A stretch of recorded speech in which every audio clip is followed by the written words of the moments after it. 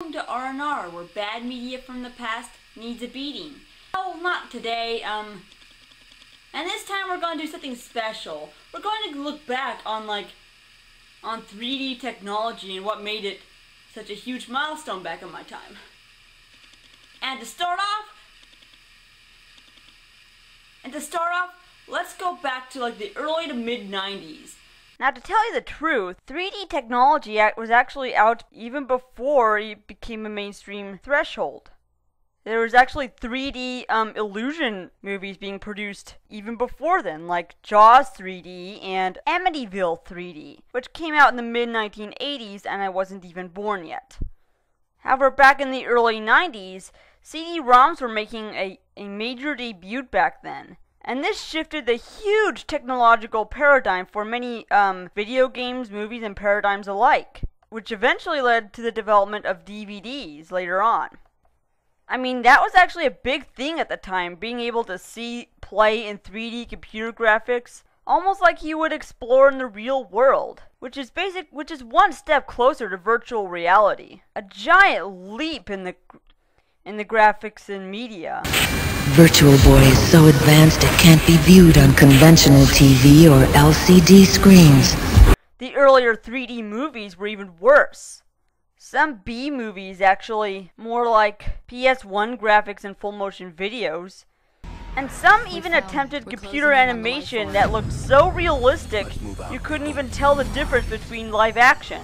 And it's even worse, it got the realistic movement off by quite a bit. You had to put glasses on. This is basically an example of 3D poster hanging cutouts to put on your wall I picked up at a Walmart. And you of course have to put on 3D glasses to see the effect. Can't really show it on camera, but see, nowadays 3D media has gone so far even for today. Atop of the cartridges that were unable to do 3D graphics, attempt of a 3D graphic quality was piss poor. They attempted to do, I'm sure you've heard of this, and many critics alike, the fucking Sega CD add-ons, which I apparently don't have with me because I'm unable to find an emulator to run them. But you know what they did attempt? 3D games, really bad 3D games that were released on 2D systems that were not designed for graphical capabilities. So, they ended up bombing.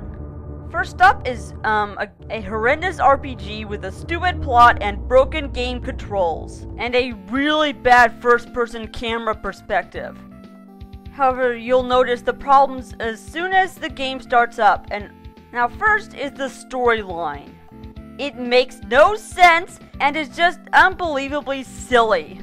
However, the game is extremely long. War has broken out and the gods created separate lands for both humans and dragons. However, the human world is endangered because the dragons are coming back to their land. So it's up to 4 chosen warriors to stop them by finding the 4 elements, of course. God, that's every RPG have to revolve around 4 elements. Earth, fire, wind, and water are basically the most cliché plot hole in many RPGs. I can name several RPGs that use this. Several Final Fantasy games, Golden Sun, and even Quest 64. The game lets you create your chosen warriors. However, there is an auto setup for this, which is what I picked because I don't really give a damn. Now, of course, it drops you off right in front of the dungeon that you're supposed to walk to on the overworld map, which is extremely hard to because you start off way too weak and there's monsters creeping everywhere.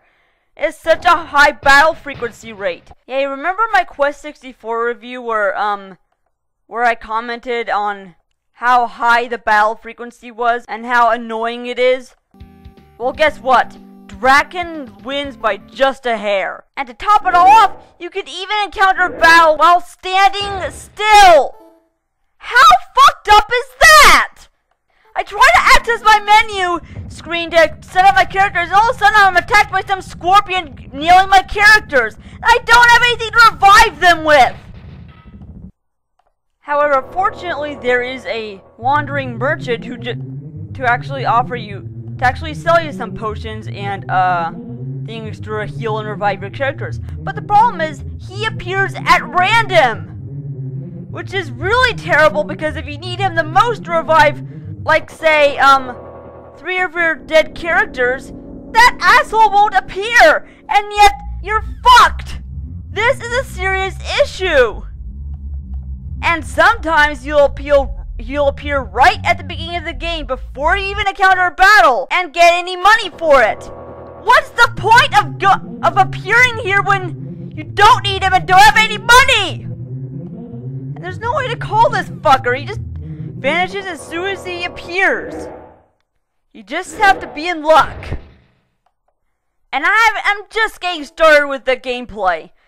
The battle system is fucked up. You cannot control any of your characters. Well, you can control one, but it doesn't really do anything to benefit your party. This has actually the worst battle mechanics I've ever seen. Your companion AI just keeps attacking the enemy straight on, with very little strategy except how they attack and how they defend, which at the beginning of the game is very limited and barely makes a difference in the battle. Not only that, the world is just so open and boring. I mean, there's very little, and the world is so open you can just go anywhere.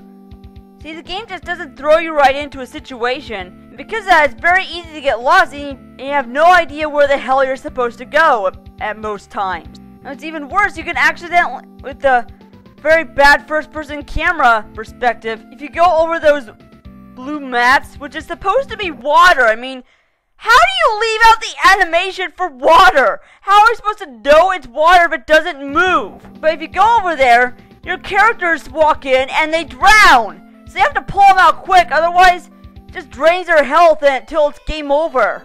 However, you go into this Earth dungeon, which just looks like a generic castle setup, and every single place outside of the overworld map looks too fucking similar.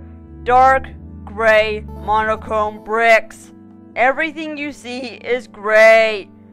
Everywhere you go, it's a gray tunnel. Gray dungeons, gray homes, and gray dogs. Every place you go in the world is gray. Boring and gray.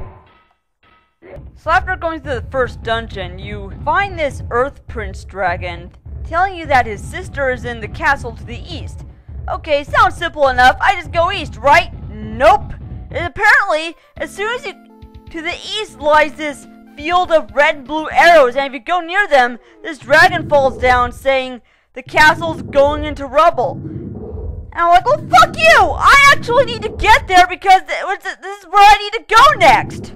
So, you know, I still continue to go near the arrows, and as soon as I do, I found out that it's guarded by an angry fucking centaur, and it's unbeatable based on the level you are at, so you get your ass handed. Besides, you won't be able to beat this fucker until later on in the fucking game when you're leveling up more of your characters. Certain areas are closed off, so by means, you need to get places to break some elemental seals of some sort, and then save the world. And you can't do that if things are blocked up by monsters that are a much higher level than you. And the only way you could have beaten the ends is if you spent a long time leveling up your characters fighting the same Godzilla monsters and ROUSs over and over again.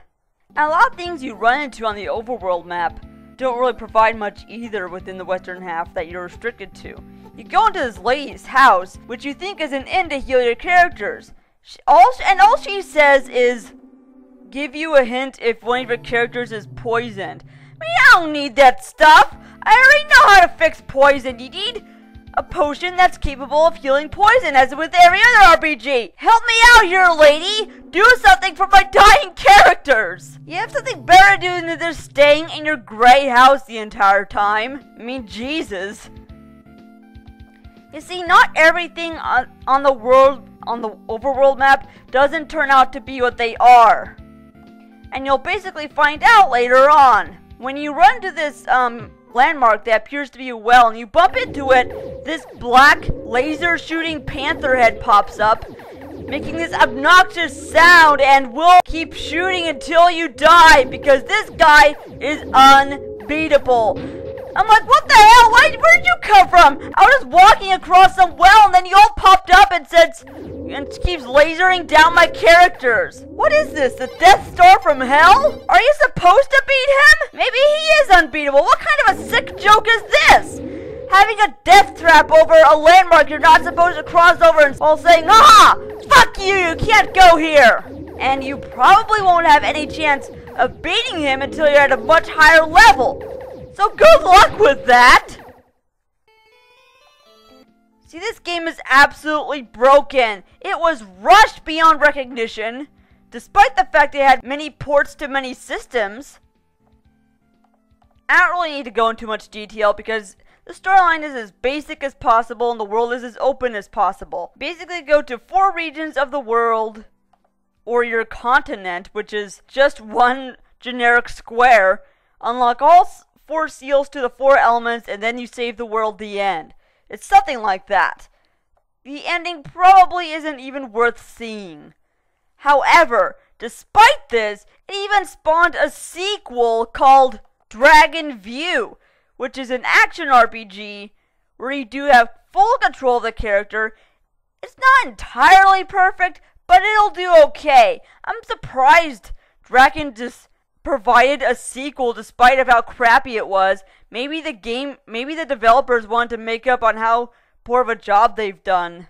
But either way, it still has that primitive 2.5D first-person perspective. Later on, I'll be looking at more poorly done 3D games on 2D systems, starting with the Sega Genesis.